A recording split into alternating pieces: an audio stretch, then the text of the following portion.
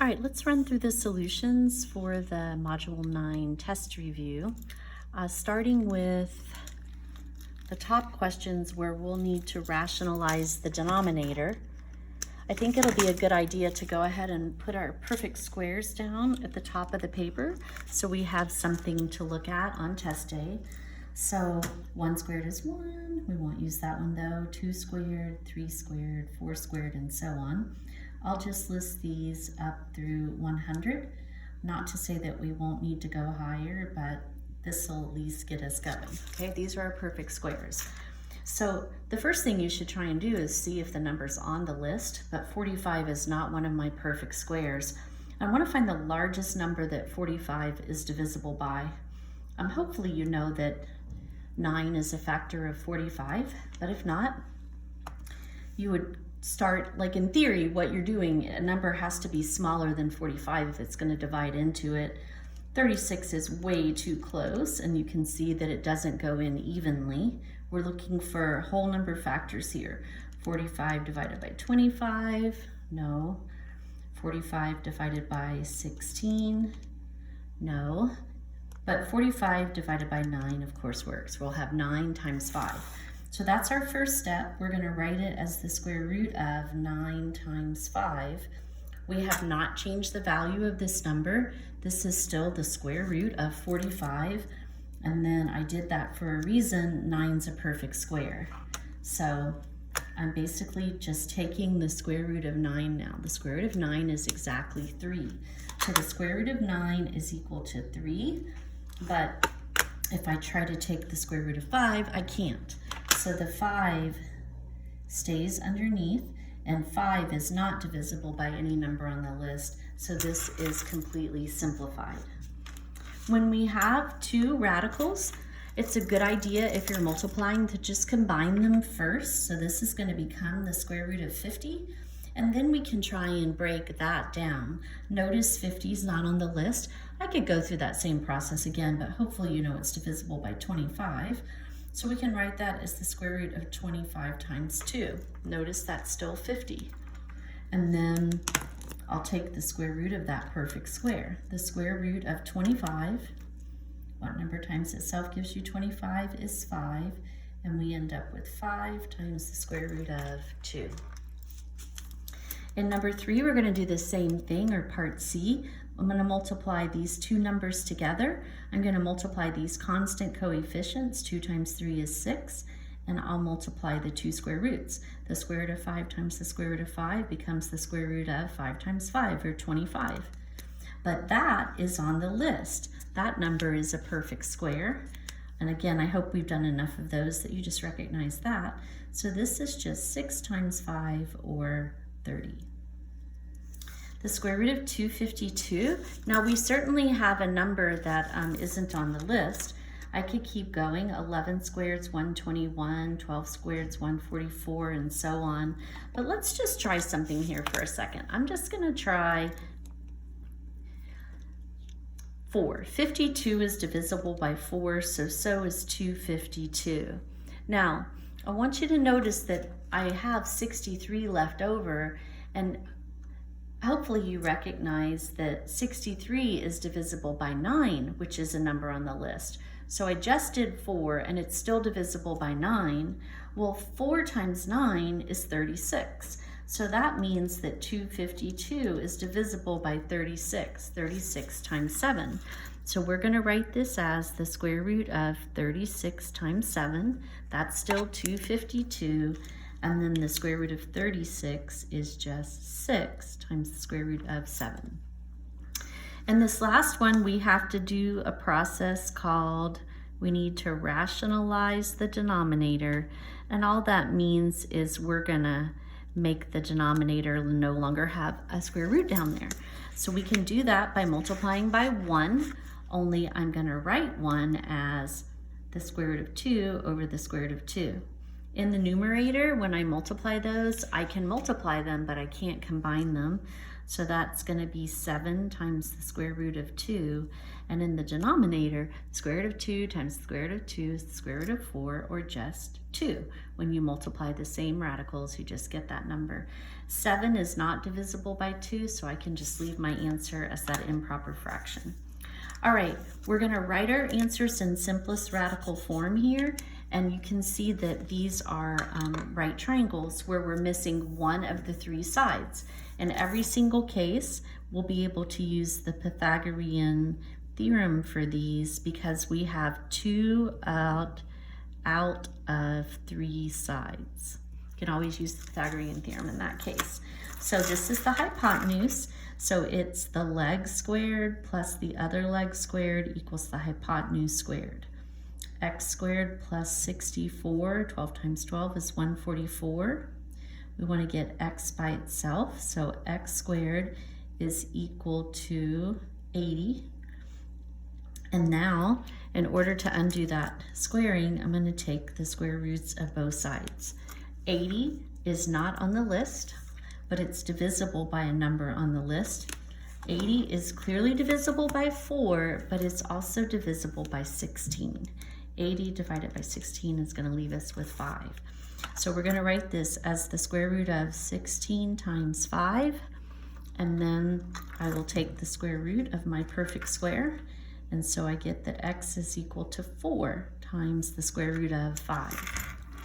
Okay, second one, these are both legs, so the leg squared plus, I believe this is a 6 that printed funny, plus the leg squared equals the hypotenuse squared. We have 100 plus 36, so 136. Again, 36 is divisible by 4, so is 136. Let's start there. 136 divided by 4. And the only thing that 34 is divisible by are 2 and 17, other than itself. And neither of those are perfect squares. So we found the biggest thing when we used 4. So when I take the square roots of both sides, I can write this as the square root of 4 times 34. And then it's the 4, that's the perfect square, so that'll come out. So it's 2 times the square root of 34 equals x. Okay, we're missing a leg. So we have our missing leg squared plus the other leg squared equals the hypotenuse squared. X squared plus 25 equals 36. Subtracting 25 from both sides, we get that x squared equals 11. We'll go ahead and take the square roots. And 11 is a prime number. The only factors of 11 are 1 in itself, so it's not divisible by any perfect square, so that is considered simplified. All right, now we're moving to our special right triangles. We have 45, 45 90s, and 30 60 90s, okay? So hopefully somewhere you wrote down the rules. In this 45, 45, 90, we know the hypotenuse. If you want to know, these legs are equal to each other, so x is equal to y. To find them, you take the hypotenuse and divide by the square root of 2. So we have to do what we did up above and get the square root of 2 out of the denominator. So in the numerator, we have 8 times the square root of 2. Square root of 2 times the square root of 2 is just 2. And then I can divide the 8 and the 2. 8 divided by 2 is 4. So we end up with 4 times the square root of 2. That's the length of each of the sides of that triangle. This is another 45, 45, 90. The legs are equal, so y is equal to 9. And if you want to find the hypotenuse, which is x, you take the leg and multiply it by the square root of 2. And I can't combine those together, so that's just the value of x. In the 30, 60, 90, the side we need to know is the short leg. The side we know is the hypotenuse. If you want to find the short leg and you know the hypotenuse, you just divide it by 2. You cut it in half to come back down. So my short leg is across from my 30-degree angle, that's B, and that's 10. And then once you know the short leg, so the short leg was B here, if you want to find the long leg, which in this case is A, you take your short leg and you multiply it by the square root of 3. And I can't combine those, so A is 10 times the square root of 3 and B is 10. So we have a 30, 60, 90. We know the most important side, which is the short leg. If you want to find the hypotenuse, you take the short leg and you double it. So M is going to be 8. And if you want to find the long leg, you take the short leg and multiply it by the square root of 3. And once again, I can't combine those, so that's the value that we get for N. All right, I'm in my 30, 60, 90 triangle, and I know the short side, the side across from 30. That's the side I need. To find the hypotenuse, I'm just going to double it. So the hypotenuse will be the short leg times 2. You can multiply the two 2's together because those are both just whole numbers. So we end up with 4 times the square root of 5 for the hypotenuse, square root of 5. And then to get the long leg, I take the short leg. So my long leg is V. I take the short leg, which is 2 times the square root of 5, and multiply by the square root of 3. So we end up with 2 times the square root of 15 for V. Those are our two values. Okay, this next one has two triangles that are connected. They share a side. The value I have is here down in my 30, 60, 90, and notice that that is my short leg. This is a side in both triangles, so I can find that. In a 30, 60, 90, you take your short leg and you double it to get the hypotenuse. So you can see that that's going to be 10. And then in my 45, 45, 90, that's my hypotenuse and my legs are equal. So if I want to find the value of X in a 45, 45, 90, you take the hypotenuse and divide by the square root of 2 to come back down. So we're going to multiply numerator and denominator by the square root of 2 over the square root of 2. So we end up with 10 times the square root of 2 over square root of 2 times the square root of 2 is just 2. And then we can do 10 divided by 2, and we end up with 5 times the square root of 2 for X. Okay, numbers 4 and 5, we're using trig. Now notice that there are absolutely no values here. So let me remind you that we looked at this when we did these problems on our practice page. And remember that the cosine of R, that was 5/13. The cosine of the other angle, so the two acute angles were R and T. When I did the cosine of R, I got the same answer that I did when I went back and did the cosine of T.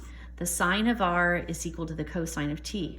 Likewise, when I take the sine of T, that's equal to the cosine of R. Those are interchangeable. Another way to show it is I could quickly just put two numbers there. Let's just put a 1 and a 2 there. So the sine of A is the opposite over, oh, I can't really do that because let me just do 3, 4, and 5 because those are values that definitely work. So the sine of A is the opposite over the hypotenuse. That would be 4 over 5. Well, if I took the cosine of C, here's C, 5 is the hypotenuse and 4 is the adjacent. That would also be 4 over 5.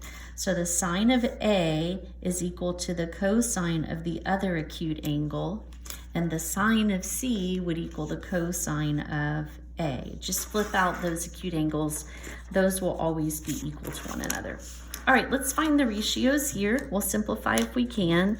So if I look at angle C, I'm going to call this side the opposite and this side is the adjacent because this one I can label the hypotenuse in pen, right? It's across from the right angle. That's not going to change. So tangent is opposite over adjacent, so it'd be 28 over 21. Those are both divisible by 7. That'll reduce down to 4/3. The cosine of C is adjacent over hypotenuse, so that's going to be 21 over 35. Again, both divisible by 7. That reduces down to 3/5. But the other two involve angle A. So I'm going to erase those words. That will stay the hypotenuse. If I'm looking at A, 28 is next to A and the hypotenuse is over there. This is adjacent, and across from A, 21 is my opposite side. So cosine is adjacent over hypotenuse, so that's going to be 28 over 35. Both divisible by 7, reduces down to 4/5. And the sine of A, well, remember I did the cosine of C. The sine of A should be equal to that. It's the opposite side, which is 21, over the hypotenuse 35, which is identical to what I got up there, and it's also equal to 3/5. Okay, let's use trig to find our missing values. So we want to find the value of this missing angle. Well, 24 is across from the right angle, that's the hypotenuse, and 17 is across from that angle, that's the opposite side. Opposite in hypotenuse is sine, and you take the sine, cosine, and tangent of the angle. So the sine of that missing angle is equal to the opposite over the hypotenuse, and then to get rid of that sine, we do the inverse sine of both sides. So I have to just simply do the inverse of the answer will give me the angle that was used. So typing that in on the school calculators, which most people seem to have, I'll use the fraction button to type that in. So it's 17 over 24, and then I'm going to do second sine to bring up the inverse. And it's about 45.1 degrees, rounding to the nearest tenth. So approximately, oh, I'm sorry, I jumped to the wrong one, rounding to the nearest tenth. So X is about 45.1. I skipped over 6, so I'll go back and get that one now. So on 6, we are missing a side. On the one I just did, we were missing an angle. So we do these differently. Maybe I'll just go back and forth as we go so you get a little of each. So with respect to this 37-degree angle that we have, I would call 16 is across from the right angle, that's the hypotenuse, and X is right next to that, so this is going to be our adjacent side. Adjacent and hypotenuse is cosine. So the cosine of 37 degrees is equal to the adjacent over the hypotenuse. Let's put that over 1 and take cross products. So X times 1 is X, and on this product we'll do 16 times the cosine of 37. And notice all I have to do is type that into the calculator and I'll have my answer. So 16 times 37 cosine equals, to the nearest tenth, that's going to be 12.8. All right, in this case, 19 is across from the right angle, that's the hypotenuse, and X is across from 61, so that's the opposite. This is going to be the sine ratio. So the sine of 61 is equal to the opposite over the hypotenuse. Let's put it over 1 and take our cross products. So X times 1 is X, and that's equal to 19 times the sine of 61. So you get that X is about 19 times 61 sine equals about 16.6. And that makes sense because the hypotenuse was 19, and you know the leg should be smaller than the hypotenuse. All right, the last one. So with respect to this angle, this is the hypotenuse, correct? And we're not using that, so that's going to make this side the adjacent, and 17 is across from it. That's the opposite. Adjacent and opposite is tangent. So we have the tangent of 50 is equal to opposite over adjacent. Put that over 1, and this one solves a little bit different. This time when I take my cross product, x is not just being multiplied by 1, it's being multiplied by the tangent of 50, and that's equal to my other cross product, 17 times 1. So I want to solve for x. I want to divide both sides by the tangent of 50. So we get that x is approximately equal to 17 divided by 50 tangent equals about 14.3 if I round to the nearest tenths. Okay, so continuing finding our missing angles. It's the same idea. 22 is the hypotenuse and 13 is one of the two angles sides that forms that angle. That's the adjacent. Adjacent and hypotenuse is cosine. So the cosine of that missing angle is going to equal the adjacent side, which is 13, over the hypotenuse. This is not a cross product. We're not putting it over 1. I have to get rid of the function, and over here it's the inverse sine that wipes out the sine. So we're going to do the inverse cosine of both sides. When I do it on this side, I just have x, and I also have to take the inverse cosine of 13 32nds. So type that in using the fraction button, and then we hit second cosine. So rounding to the nearest tenths, that stays a 0, and x would be about 66.0 degrees. Okay, finding x, this is the hypotenuse. Notice we're not using it. 10 is across from that, that's the opposite, so 11 is the adjacent side. Opposite and adjacent is tangent. So the tangent of x is equal to the opposite over the adjacent. So just one more time, we don't write this, but I want to get x by itself. I want to get rid of the tangent. I do that by doing the inverse tangent, so I also have to do it on the other side. They cancel each other out there and just leave me with x.